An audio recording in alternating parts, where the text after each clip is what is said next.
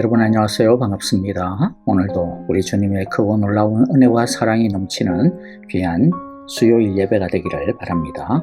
우리 함께 찬양하겠습니다.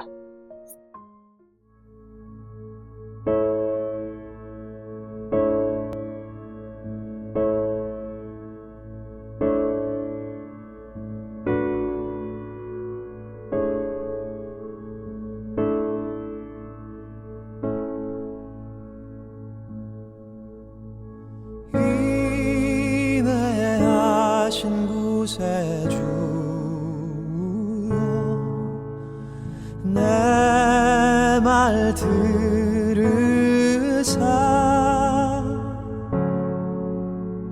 죄인 오라 하신 때에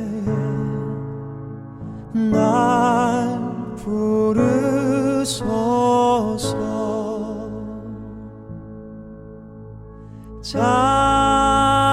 자비하신 보좌 앞에 꿇어 엎드려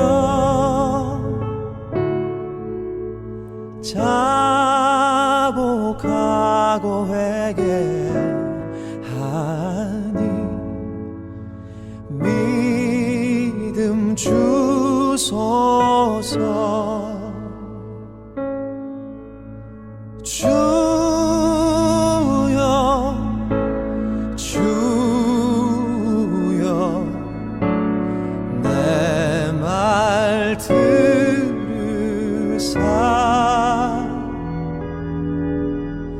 죄인 오라 하신 때에 날 부르소서.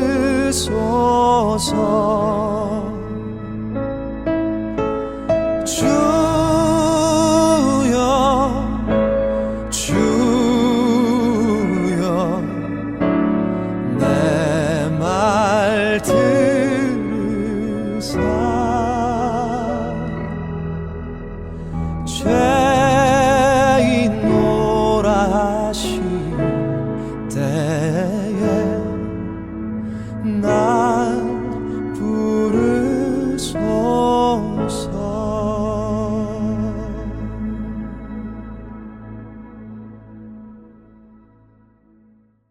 오늘 우리 함께 나눌 말씀은 이사야서 36장입니다. 1절부터 22절까지 영상을 보면서요, 한 절씩 한 목소리로 같이 읽어보도록 하겠습니다.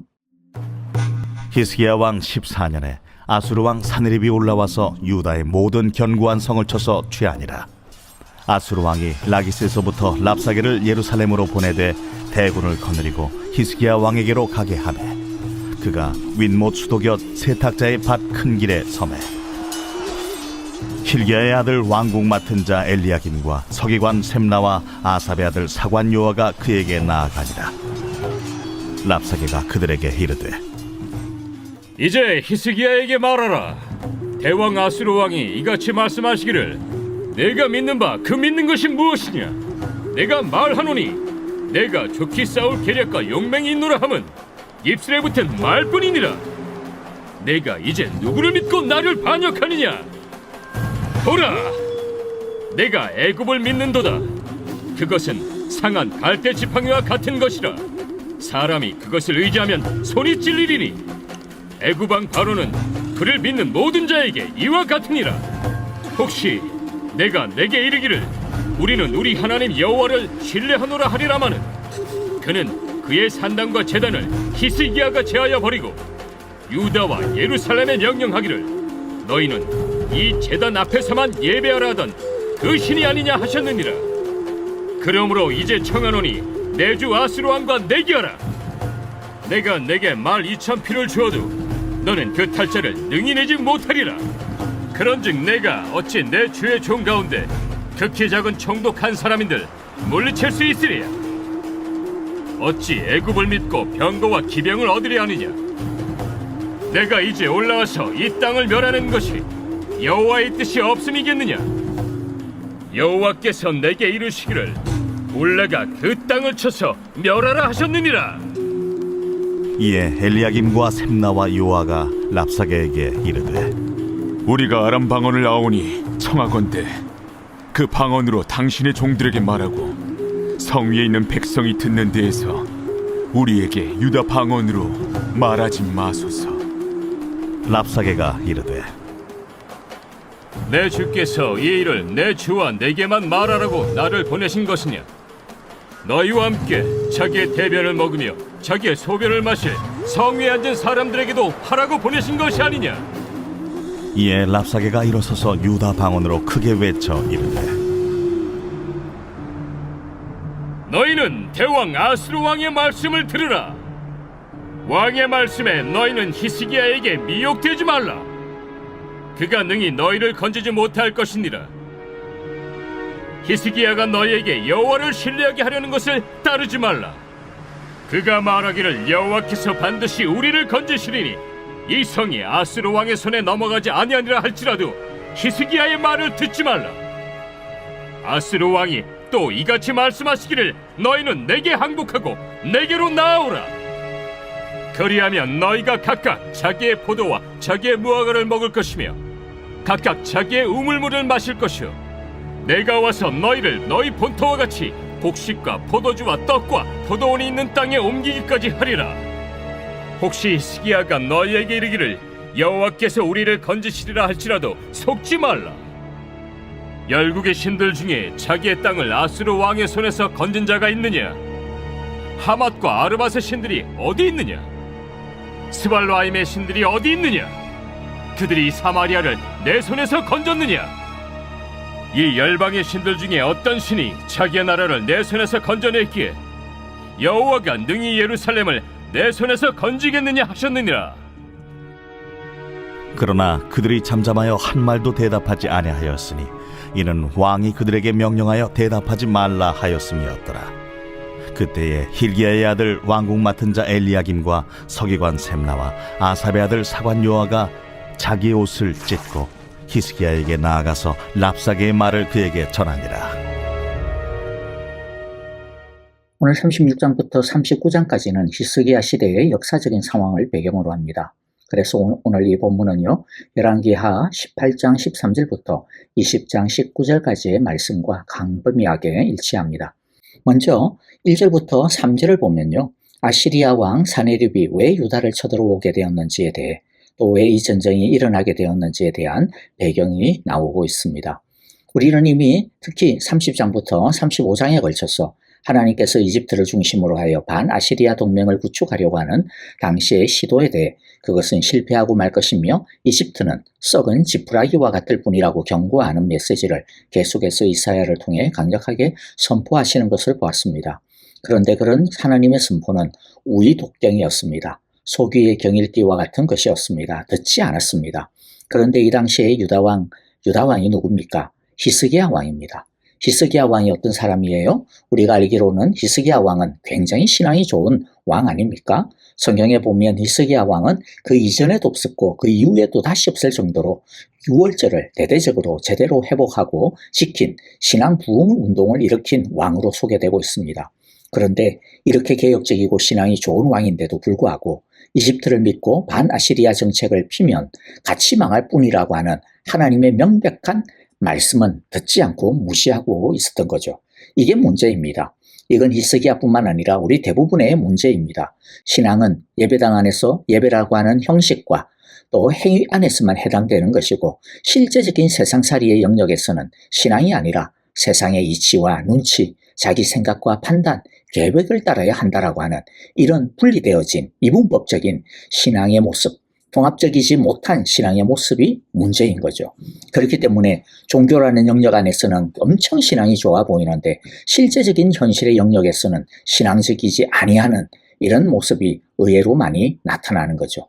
그렇게 되면 믿음이 우리의 현실에서는 아무런 영향력도 힘도 쓸 수 없습니다. 아무리 예배를 통해서 은혜를 많이 받아도 성령을 체험하는 그런 경험을 한다 할지라도 실제적인 현실에서는 하나님을 전혀 경험할 수 없고 믿음을 사용할 수 없게 되는 것이 문제죠. 이것이 바로 이 당시 유다와 히스기야의 문제였습니다. 분명히 히스기야 왕은 이전의 아하스의 왕 시절과 비교해 보면요, 그때와는 비교할 수 없을 정도로 종교적이었습니다. 유월절도 드리고 예배도 드리고 말씀도 엄청 선포되고 있었습니다.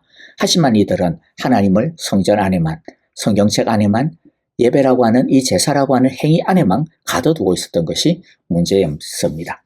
그렇게 되니까 결국 하나님의 말씀은 교리라고 하는 테두리 속에서 옛날 신앙의 위인들의 이야기라고 하는 그런 옛날 이야기로 종교적인 경전으로 전락되고 마는 것입니다. 다시 말씀드리지만 이 문제는 비단 히스기야나 당시의 유다만의 문제가 아닙니다. 이 문제는 오늘날 우리들의 문제이기도 합니다.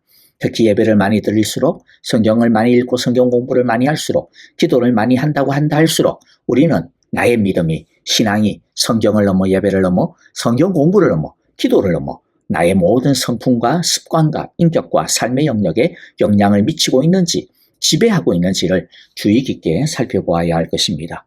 올 2025년 이전보다 더 예배에 열심을 다합시다. 성경을 더 사랑하겠는데 힘을 더 냅시다. 쉬지 말고 더 기도합시다. 그리고 우리의 그런 예배와 말씀과 기도가 우리의 전 삶에 영향력을 미치고 살아있는 능력이 될 수 있기를 간절히 바라고 기도합니다. 자, 이제 조금 더 이 전쟁의 배경을 살펴보죠. 히스기야의 아버지 아하스는요, 아람과 북이스라엘을 견제하려고 친아시리아 정책을 폈었습니다.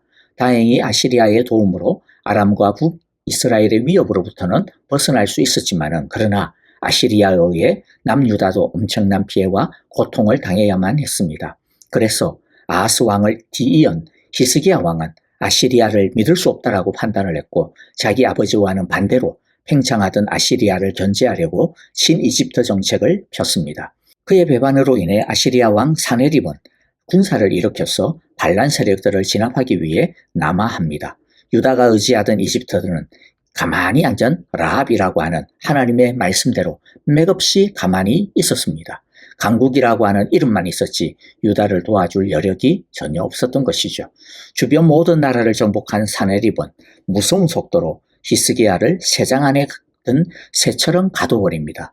유대 산지와 해안평야 지대 사이의 세펠라 지역 여러 전략적인 요충지를 점령하고 그중 최남단의 라기스에 머무르며 혹시 모를 이집트의 도발에 대비하면서 예루살렘으로는 랍사게라고 하는 장군을 보냅니다. 랍사게는 예루살렘에 발레트로 가는 큰 길가 윗 저수지의 수로 옆에 서서 아시리아의 사네립 왕의 메시지를 전합니다.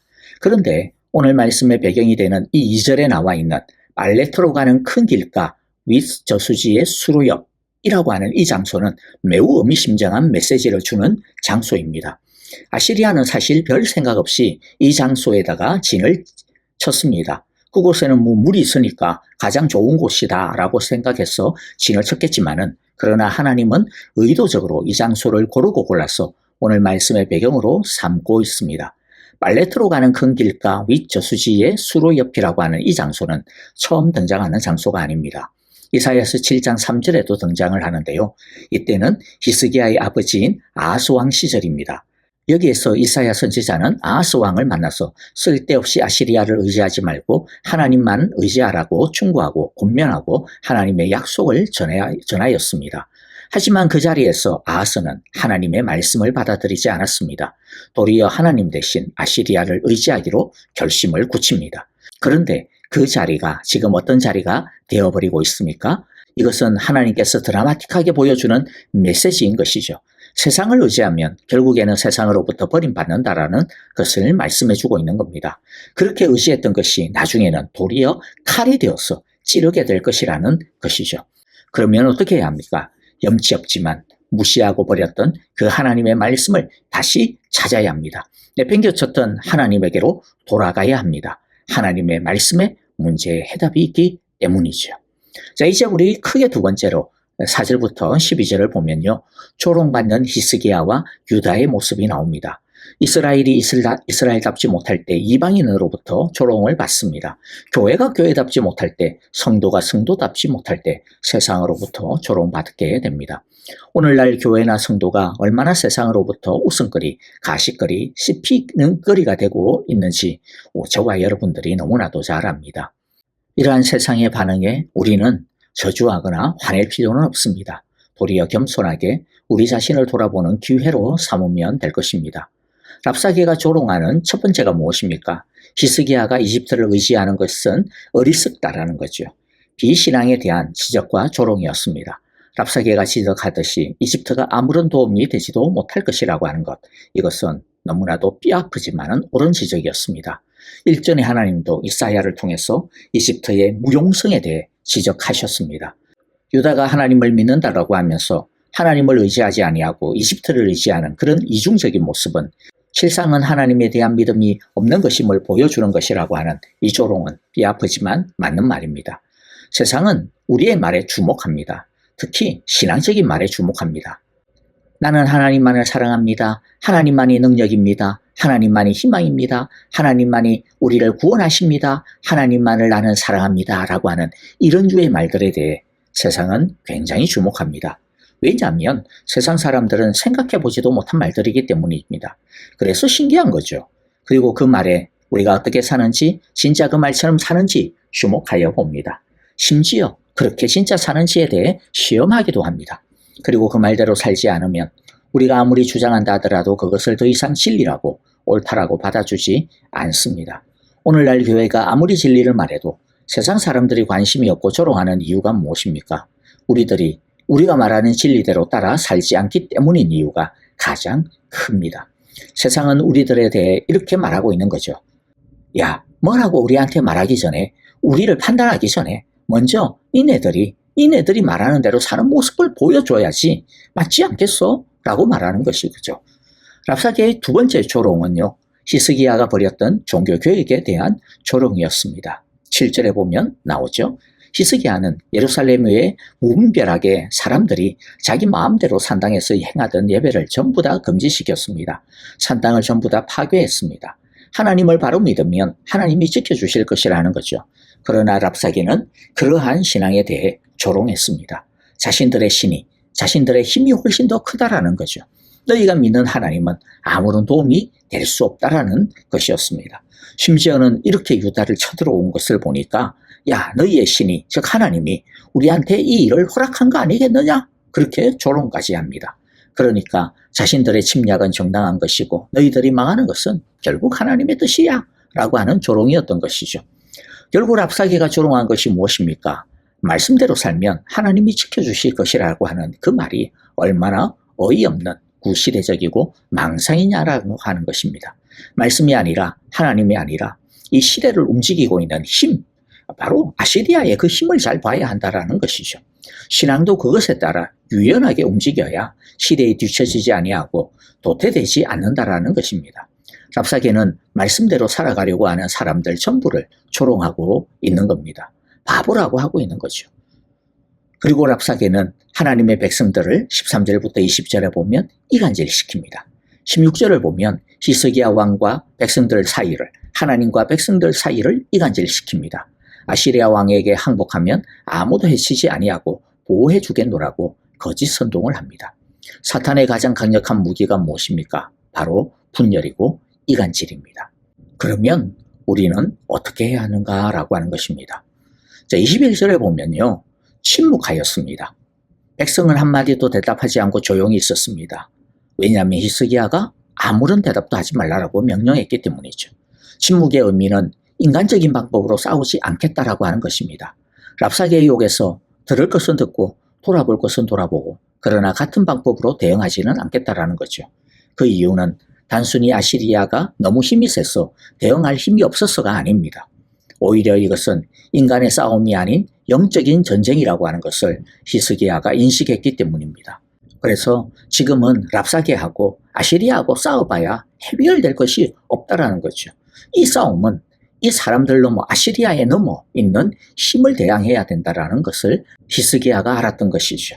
이 싸움은 하나님께서 보내신 싸움임을 히스기야는 뒤늦게 알았습니다. 그래서 하나님 앞에 침묵하기로 한 것입니다. 두 번째, 어떻게 합니까? 이 랍사게의 말을 들었던 신하들은요, 옷을 찢고 하나님 앞에 엎드렸습니다.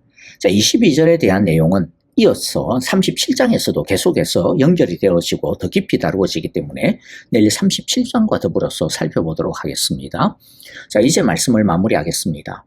이 전쟁은 히스기야와 유다가 하나님의 거듭된 경고의 말씀을 듣고도 마음에 깊이 두지 않고 불순종하여 일어난 자업자득의 결과물입니다. 믿음과 신앙이 좋다라고 하는 것이 성전 안에서만, 예배라고 하는 행위 안에서만 국한되면 안 된다라고 하는 것을 오늘 말씀이 우리에게 보여주고 있습니다. 우리들의 실제적인 현실의 영역에서 나타나야 하고 미쳐야 한다라는 거죠. 세상은 우리의 신앙이 얼마나 이중적인지를 예리하게 지켜보고 있습니다. 하나님을 의지한다라고 말은 하지만 실제로는 하나님과는 상관없는 우리의 이중적인 모습을 정확하게 보고 있습니다. 사탄은 랍사게의 말처럼 하나님이 아니라 이 세상에서 실제로 센 것을 따라가야 하지 않겠느냐라고 고덕입니다. 무서운 시험입니다. 하지만 이런 질책과 조롱을 통해 우리 자신의 연약함을 발견하고 하나님 앞에 마음을 찢으며 나아갈 수 있다면 이 수치와 굴욕은, 시험은 헛되기만 한 것은 결코 아닙니다. 우리가 할 일은 무엇입니까? 잠잠히 하나님만 바라보는 것입니다. 우리의 옥기슬림이고 하나님 앞에 다시 서는 2025년이 될 수 있기를, 그리고 또 특별히 우리 신년 릴레이 기도가 되어질 수 있기를 간절히 바라고 기도합니다. 아멘. 자, 오늘 우리 말씀을 가지고 우리 함께 하나님 앞에 오늘 이들이 보여준 것처럼 침묵하며 잠잠히 하나님만 집중하는 우리의 시간이 되어지기를 간절히 바랍니다. 우리 신년 릴레이 기도가 계속되고 있습니다. 여러분 많이 참여해 주셔서 이 새 첫 주간을 하나님 앞에 하나님과 함께 우리 시간을 보내며 하나님의 뜻 안에 우리들이 지나는 하나님의 나라와 의를 구하는 시간이 되기를 바랍니다. 우리 아프신 분들을 위하여서 기도해 주시기를 바랍니다. 우리 특별히 우리 다니엘서 형제 여러분들 기도해 주시기를 바랍니다. 여러분들께서 많이 기도해 주셔서 욕창에 새살이 많이 돋아났습니다. 감사하고요. 그런데 또 좀 안 좋은 소식이 있어요. 이 몸 한쪽 편에 이유를 알 수 없는데 이 수포들이 막 돋아났습니다. 그래서 하나님의 은혜와 능력이 필요합니다. 여러분들 이 수포들이 빨리 제거되어질 수 있도록 기도해 주시면 고맙겠습니다. 우리 코스타리카 단계 선교팀을 위하여서 여러분들 성령 충만할 수 있도록, 사랑 충만할 수 있도록, 믿음과 능력이 충만할 수 있도록 기도해 주시기를 바랍니다. 우리 선교사님들을 위하여서도 함께 기도하겠습니다. 다 같이 찬송하며 기도하겠습니다.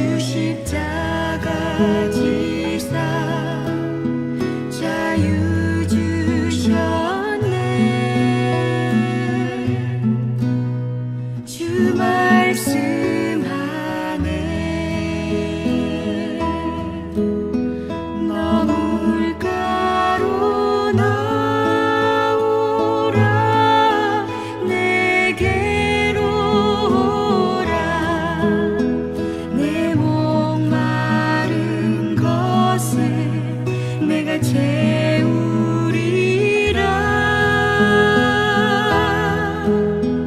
어둠 속에 매일 때 흘리던 내 눈물, 그 눈물을 위해 내가 죽었노라.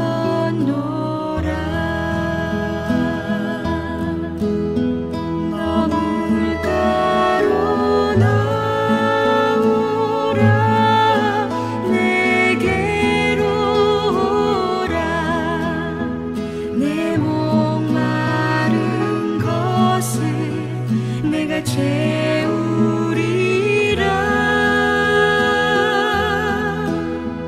어둠 속에 매일 때 흘리던 내 눈물, 그 눈물을 위해 내가 죽었노라.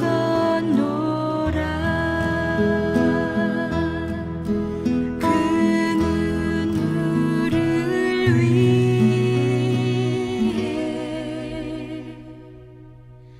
내가 죽었노라.